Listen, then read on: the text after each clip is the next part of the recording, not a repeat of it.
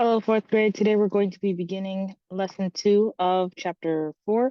And so in this lesson, we're continuing our topic of the Midwest, but we're going to be talking about why did different people move to and through the Midwest. And so if you think about the Midwest and where it is inside the United States, yes, as we're going westward, we do have to go to the area. And at the time, it had just been bought by Thomas Jefferson. It was called the Louisiana Purchase. And so from there all the way down to Louisiana. So if you think of, for example, all the way up from Chicago, all the way down to Louisiana, that portion of the United States, because we used to own just one side, the East Coast, all started to belong to the United States after they bought it from France. And so as we're going through, we're going to be talking about how the Northwest Ordinance affected the lives of American settlers and then Native Americans who are in that region, because of course, in all of this land, Native Americans are present and they've been there the entire time. But as more settlers are starting to move in, they're starting to get pushed out. And so we're going to be describing why pioneers decided to cross the Great Plains rather than settling in them. And then you're going to be writing about what a family would pack if they were using a covered wagon and moving westwards. What are some things and resources? We're also going to be deciding whether the US government was right to allow gold mining in the Black Hills. We're going to be learning about what the Black Hills are. And then we're going to be talking and writing about events that influenced the movement of early Americans to the Midwest. And so we have our title, Why Did Different People Move to and Through the Midwest? And here we have our painting with our caption, Sacagawea guided Lewis and Clark on their journey through the Louisiana Territory. Sacagawea was a Native American woman who was assigned to bring Lewis and Clark through the region as after Thomas Jefferson had bought it. If I recall correctly, she was quite young when she did this, and then later on she had a baby after this. If you've ever seen a Sacagawea gold coin, it is named after her and her contributions to the US, because without her, we would not have been able to, or the United States would not have been able to catalog or understand the region traveling all the way down the Mississippi River with Lewis and Clark, because they were the ones recording the information at the time. So let's go ahead and begin. So we have the Lewis and Clark expedition. Before we start, we have to go through our inspect portion. Look at the title. What do you think this text is going to be about? And then we're circling important dates in the text, underlining clues that signal the ways the Corps of Discovery carried out its mission. And so, yes, I know there's a P there, but yes, we do pronounce it as Corps. And so let's go ahead and think about what natural resources made the Midwest a good place for Native Americans to live. If you recall from our previous lesson, we've talked about different things that the region had, resource-wise, mineral-wise, natural resources, all of those things like water, fertile soil, maybe even hunting animals, or so wildlife, plants, of course. And then why were buffalo important to the Plain people? Well, in our previous lesson, we talked about how buffalo were used for their hides, and of course, they have significance, or they have importance for cultural reasons as well. So now we're going to go ahead and start our reading. So the Lewis and Clark expedition, and we're starting on page 160.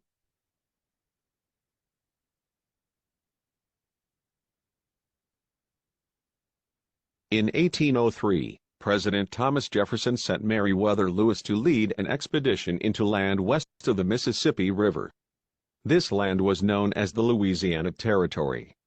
Jefferson wanted Lewis to make contact with the Native Americans who lived there and to find a water route to the Pacific Ocean.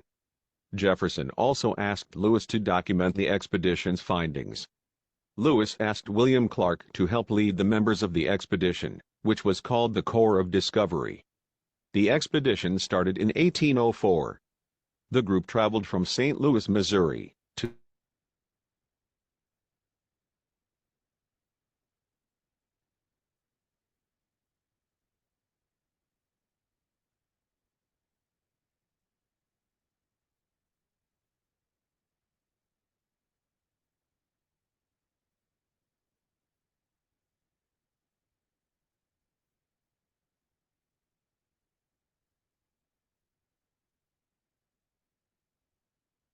And so we just finished this top portion. And so down here, plants, and dirt.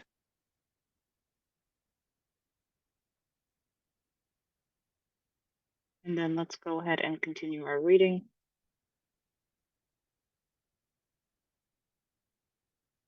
Samples along with invoice or list of these items.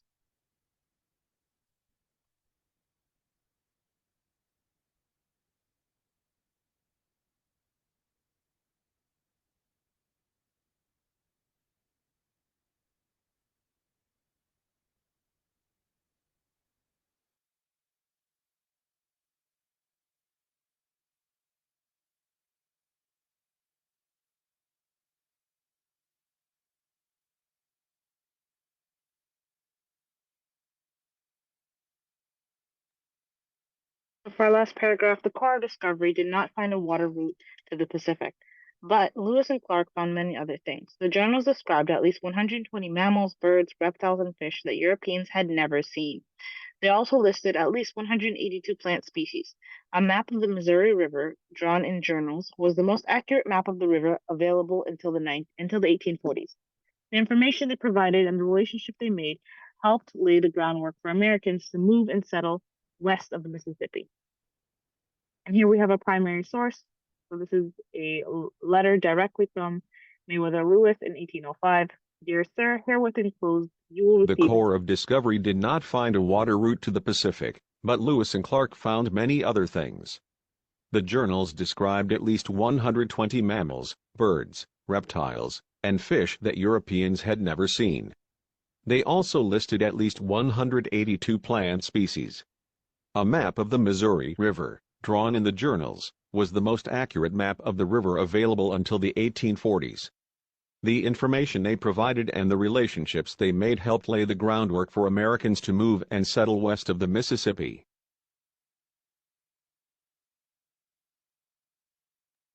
All right, so our text decided to read on its own. And so I'm going to continue with the primary source. Herewith enclosed, you will receive an invoice of certain articles, which I have forwarded to you from this place. Among other articles, you will observe by reference to the invoice 67 specimens of earth, salts, and minerals, and 60 specimens of plants. Let's see. Specimens of plants. These are accompanied by their respective labels expressing the days in which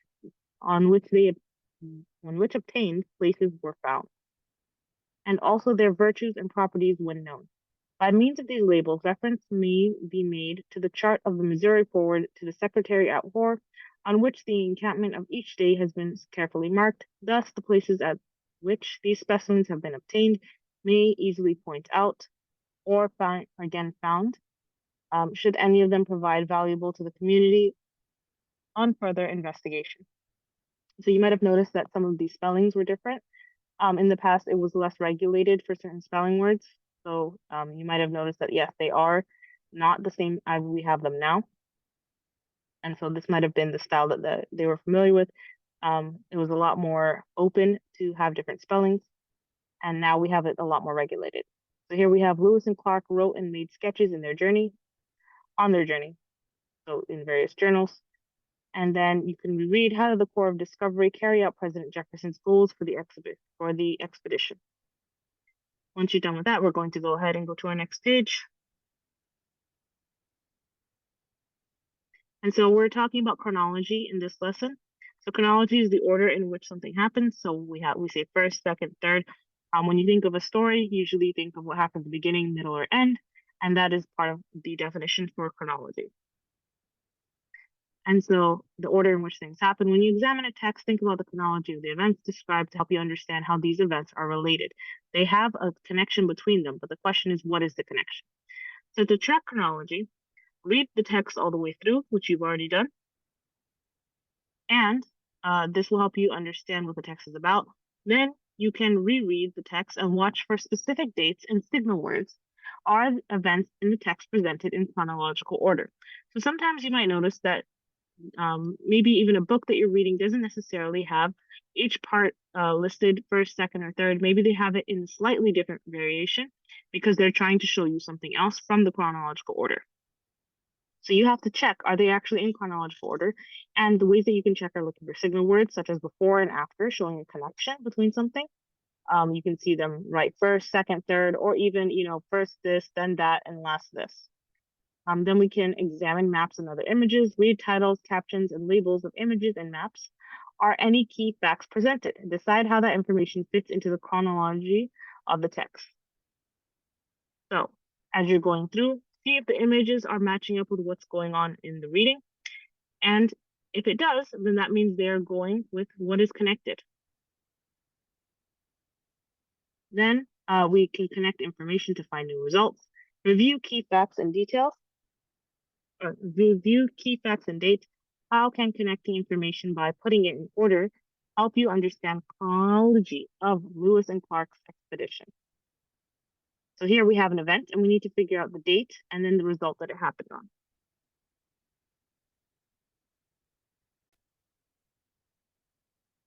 And so we saw here that we have our event.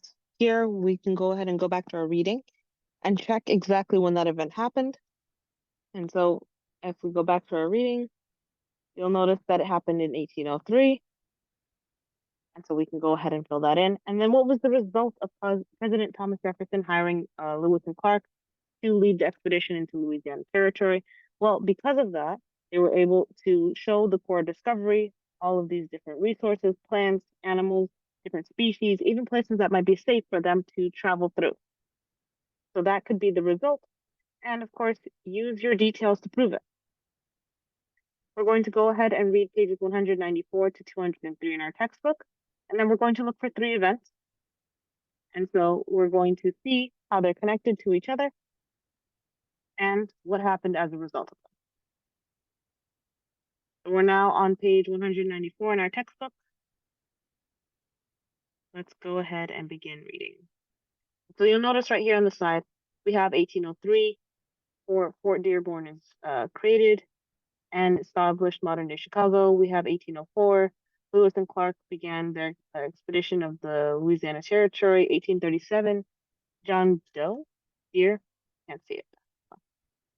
John Deere invents the steel plow. You might know him for the Deere company for their, if you think about how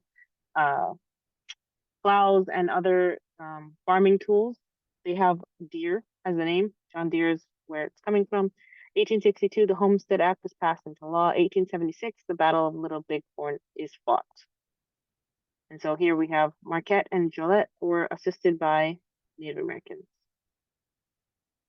Let's go ahead and go back to our textbook pages and begin our reading. So here we have Upper Mississippi Valley explorations. In 1673, 2 explorers from France led an expedition into what is now the Midwest region of the United States. Jacques Marquette was a priest and Louis Joliet was a fur trader. They are believed to be the first European settlers in the Midwest. Their exploration started at Lake Michigan on May 17, 1673. They traveled in canoes on rivers through what is now Wisconsin. When they reached the Mississippi River, they paddled south to Arkansas. They felt they had traveled far enough to confirm that the Mississippi River flowed all the way to the Gulf of Mexico. Then they returned to Wisconsin. During their travels, Marquette and Joliet gathered information about the land and natural resources. This knowledge helped the French set up a vast network of fur trading posts in the Midwest. Using the rivers and the Great Lakes, French trappers shipped beaver pelts from the Midwest to Montreal. So we see how exploring the Mississippi allowed for different groups in order to benefit them. And yes, the French were there originally because they came and then they were working with Native Americans, or more along the lines of they were using the information that Native Americans had, but then the United States bought it from the French. And then that's why we have the Louisiana Territory. And so, yes, the French started the expedition and we added more detail to it. Let's go ahead and continue reading. Jean-Baptiste Point du Sable.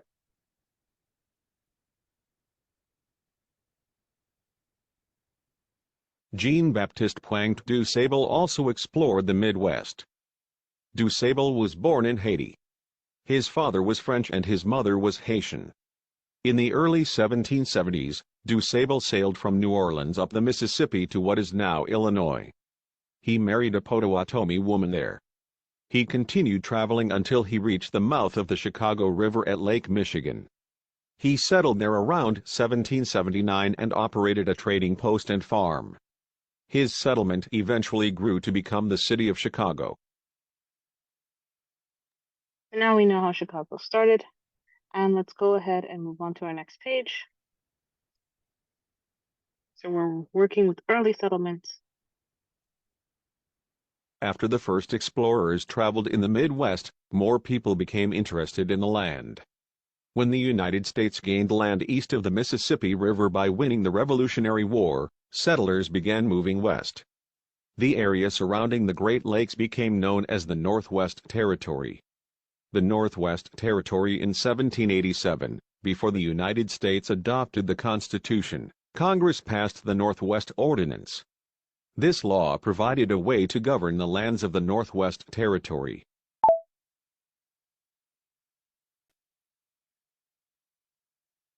It included a Bill of Rights that protected individual rights. It also outlawed slavery in the territory. The ordinance outlined a plan for how the territory could become states.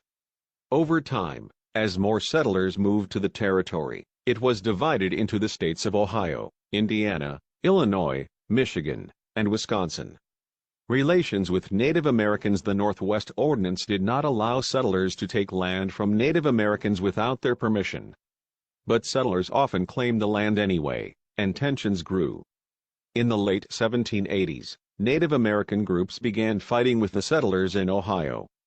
The British, who still had forts and soldiers in the Northwest Territory, supported the Native Americans' fight.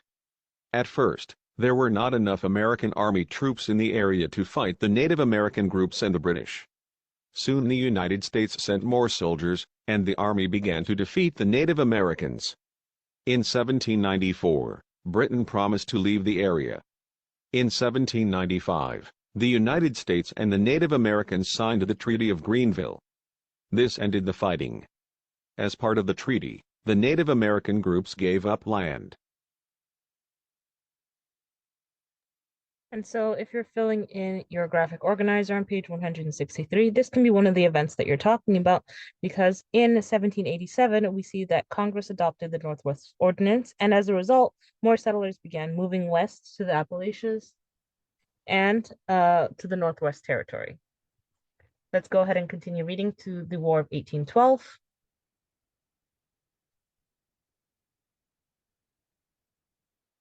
Although the British agreed to give up their forts in the Northwest Territory, they still trapped and traded in the area. The British also tried to block the French from trading with the United States. These were some of the factors that led to the War of 1812 between the United States and Great Britain. Battles were fought on the East Coast and on the Great Lakes. Many Native Americans fought on the side of the British. The war went on for a little more than 2 years, but neither side won a clear victory. The war ended when Britain and the United States signed the Treaty of Ghent in 1814. And so a lot of Native Americans were on the British side, especially as the British promised that they would give more rights to Native Americans and they would stop settlers from seizing land. And so for the Americans at the time, they were trying to take control of the area, and because they wanted the land, they wanted to access those resources. Of course, they were against the Native Americans as well, and they were against the British because the British were stopping them from doing that. So here we have the biography of Tecumseh, and he was a Shawnee leader. He tried to unite Native Americans in a confederacy against the settlers who were claiming Native American land. So he's trying to unite the groups in order to fight back. His brother was the religious leader called the Prophet. Together, they founded a town called Prophetstown in what is now Indiana. In 1811, American troops camped close to Prophetstown. Tecumseh was far away trying to build his confederacy. During this time, the American army led an attack on Prophetstown and it was destroyed. Tecumseh fled to Canada. There, he led Native American troops fighting on the side of the British in the War of 1812. He was killed in the battle in 1813. And so he was a leader trying to fight for his own people's rights to have their land and also to protect them from their land being stolen. Of course, fighting back didn't necessarily mean that they were successful in it, but they were trying to work together with the British in order to at least try to prevent settlers from taking everything. All right, we're on the next page, on page 198, crossing the Mississippi. More settlers moved into the Northwest Territory. Soon people wanted to expand beyond the Mississippi River, but they knew little about the land to the west. Lewis and Clark in 1803, the United States bought the Louisiana Territory from France. This was called the Louisiana Purchase. It doubled the size of the country.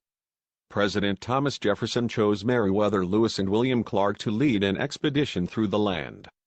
In May 1804, the Corps of Discovery set out from St. Louis, Missouri, on the Missouri River. They stopped for the winter in North Dakota. In April 1805, they resumed their journey. With them was Sacagawea, a Shoshone woman who served as a guide and interpreter. When they reached the Rocky Mountains, they realized there was no water route to the Pacific Ocean. With the help of Native Americans, they crossed the mountains. In November 1805, they first saw the Pacific Ocean. During the next spring, they began their journey home. The Corps of Discovery returned to St. Louis in September 1806. The information they gathered encouraged people to travel farther west. And so we see how crossing the Mississippi would have been a huge help, especially if they're trying to access different resources. And of course, we're using our waterways, and that allows us to access different portions of the land without having to use maybe a horse or traveling by foot, which can take a long time. And so let's go ahead and continue reading through moving to the Great Plains.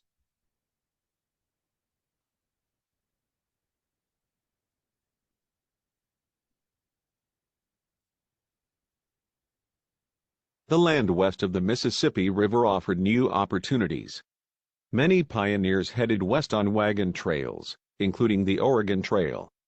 Pioneers had to decide whether to settle on the Great Plains or continue farther west. At first, most of the pioneers traveled farther. When gold was discovered in California in 1848, even more people went to the west. To encourage settlement on the Great Plains, the United States government passed the Homestead Act in 1862. The act allowed the head of a family to claim 160 acres of land on the Great Plains for a small fee. After farming the land for 5 years, the family could buy the land for another small fee. Life on the plains, the Great Plains, did not have a lot of trees and rocks. Settlers had to be creative with the materials they used to build houses.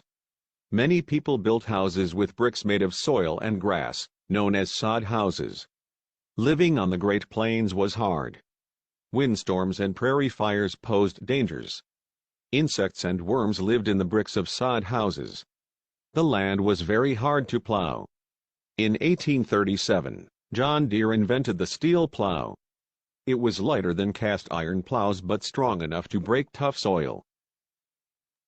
All right, so as we're filling in our graphic organizer, don't forget that as you're reading through, if you see things that are connected to each other, for example, how we read about how Lewis and Clark, they returned from their expedition, and they did that in 1806. And because they returned from their expedition with more information, people on the East Coast could learn more about the land of the West Mississippi, and then they could move onto that land. Well, what happened as a result of that? Well, we see here that when Congress passed the Homestead Act, it also helped encourage more settlers to move westward. And you can see down here with our map that we have the Louisiana Purchase, which is a huge portion. Up here is where Canada is. And then down here it's all owned by the Spanish. So present day California, parts of Oregon, down here all the way to Mexico, and then Texas is covered as well. And so from all of this information, we see that if Congress passed the Homestead Act and it caused people to want to move there, then this caused them to interact with the Native Americans who were there as well. And of course, this means that they were seizing the land from them because they were living there, but they were taking the land from them. So They offered them 160 acres of land as if you were the head of a family. And so men were seizing that because they were working with their families. And then afterwards, they would buy the property. Here we have an infographic on the trail with pioneers. As settlers journeyed westward, many traveled overland by wagon. Early settlers followed trails made by migrating animals and fur trappers. The settlers had to bring everything they needed with them. They had to have skills to survive on their own. As more people traveled along over these trails, they established few towns, forts, and trading posts. So if you think of a road is not empty because a road has businesses alongside it. And because every day people pass on it, they are going to use that road as a resource because it's already on their way to and from somewhere. So if you think of the trails that people are traveling on that they already know, then people started setting up towns around those trails because they know people are going to be there and going to need resources. So here we have animals. Most wagons are pulled by a team of 2 or more cows. Can't read it there.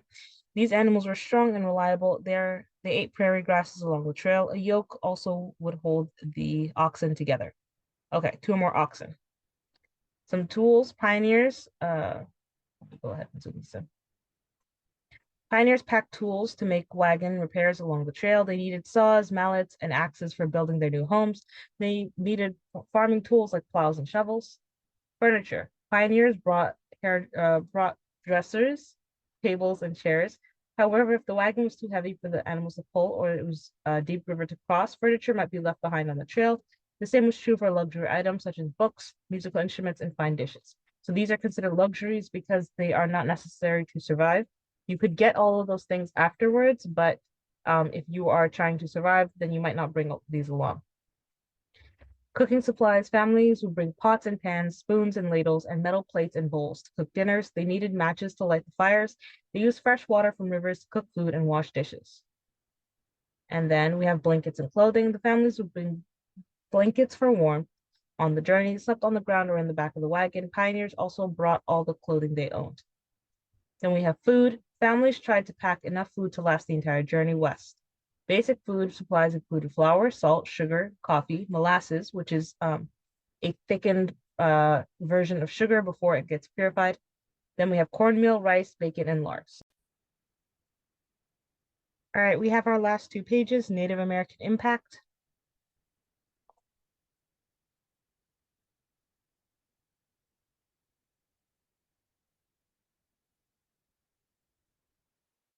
As settlers moved westward, they claimed lands long occupied by Native Americans. This caused many conflicts. The U.S. government offered treaties, but few of these helped the Native Americans. Also, many settlers ignored the treaties and conflicts continued. In 1851, Congress passed a law that created reservations, which are areas of land set aside for Native Americans. Often, the reservations were far from the lands where the Native Americans had originally lived. Even so, many groups were forced to move. During construction of the railroad in the Midwest, Native Americans experienced another hardship. Buffalo were hunted to feed the workers. After the railroad was complete, many people arrived to hunt buffalo for sport. This led to a huge decrease in the buffalo population. Many Native American groups that relied on the buffalo struggled to survive.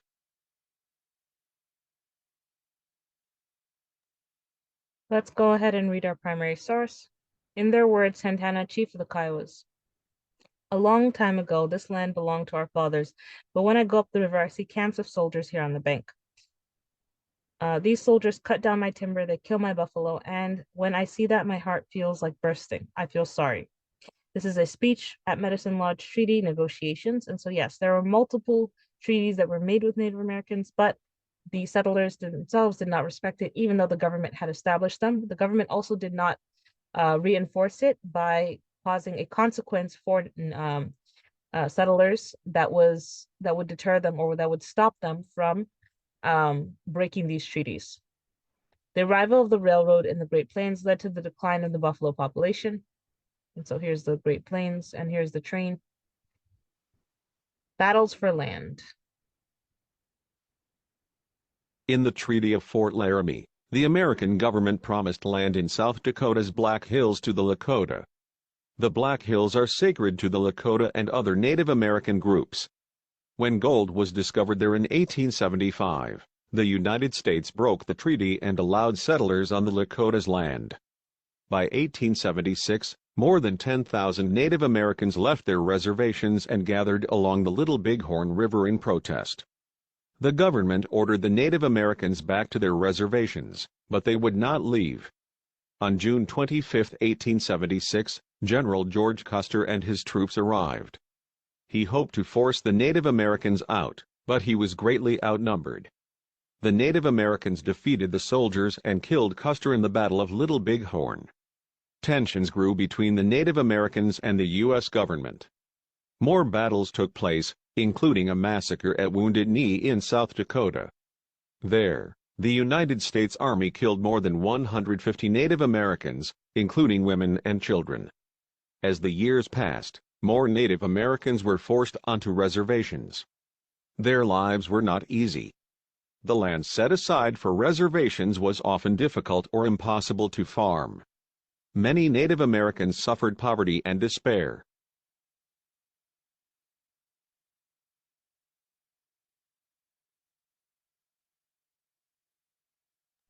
Now we can go ahead and go back to our workbook and answer the rest of our questions. This is the type of fat. Bacon is a type of meat. All right, let's go ahead and go back to our page. You should have filled this in already. We have our different dates already filled in, our different events, and then of course our results. And so we're going to go on to the next page. Review your research, report your findings. So review your research. Which events do you think most influenced the movement of early settlers in the Midwest? And then you have to explain your thinking. So we're explaining, how did the government's actions encourage people to move to the Midwest in the mid-1800s? Well, we saw that the government helped or encouraged people by passing laws that allowed them to seize more land from Native Americans, and also the laws that were passed, for example, the Homestead Act, allowed them to buy land for a very meager amount. So for a very low price, they were able to afford land. And so if they had the money to, they could buy land, and then in 5 years' time, they would pay off the rest, and then it would be theirs to own. And them and their families could live on 160 acres. So that's different ways that the government affected and encouraged people to move to the Midwest. Then down here, it says, how did the Homestead Act influence the movement of different people to the Midwest? Use your text as your response. So maybe if you want to talk about how it offered settlers a chance to become a landowner, because becoming a landowner in a place that already has a lot of people is very difficult. The prices are going to be higher. It's going to be more difficult because now there's a lot of people who have different positions. And if they are all working in the same area, resources are going to be more scarce. Of course, if you're too far out, then resources will be scarce as well. But if you are in between, in a place that's not too far from civilization, but at the same time, people still need your resources or people still need your help, then you have another source of income. So maybe you want to talk about how the Homestead Act offered settlers a chance to become landowners, but it also caused many Native Americans to be removed because of the new settlers. Then on this page, on page 165, we're going to pull it together. How do the events that led to the settlements of the Midwest reflect the spirit and changing of America in the 1800s? So we saw that the Midwest was taken because people wanted land. On the East Coast, we saw that it was very full, especially as people started wanting to own land, to have different properties, and of course, to have businesses. And if you're all cramped into one area, that's not going to give a lot of options. So as people are trying to move west, the United States Purchase, the Louisiana Purchase, and then of course, we're moving more westward. And then there's laws as well that allow you to do that. So all of these different things are showing how Americans at the time, we're talking European Americans, who are trying to, make a name for themselves, make a business, gain the opportunities in order to, fight for their right to own land, or also a lot of them were descendants of people who fought against the British during the Revolutionary War. And so they knew, or they thought, that the land was theirs, especially as they had fought against the British for it. And so we'll read more about Manifest Destiny in a bit. But in general, the thought the idea is that because they thought that they fought against the British and because they had defeated the Native Americans who were supporting them, it was something that they were entitled to, something that was theirs to take. And so now you can see how it's playing out, or how it's showing, with the United States taking more and more land from Native Americans and more people moving westward and making the plains theirs, or trying to take control of the land, because now they've had someone exploring it, they can take more of it. All right, so that is the end of this video lesson. Go ahead and work on your pages. Make sure you use your neatest handwriting. Make sure that you write your name and your date at the very top.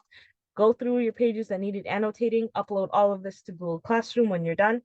And if you have any questions, go ahead and leave a comment on Google Classroom, and I will see you in our next video.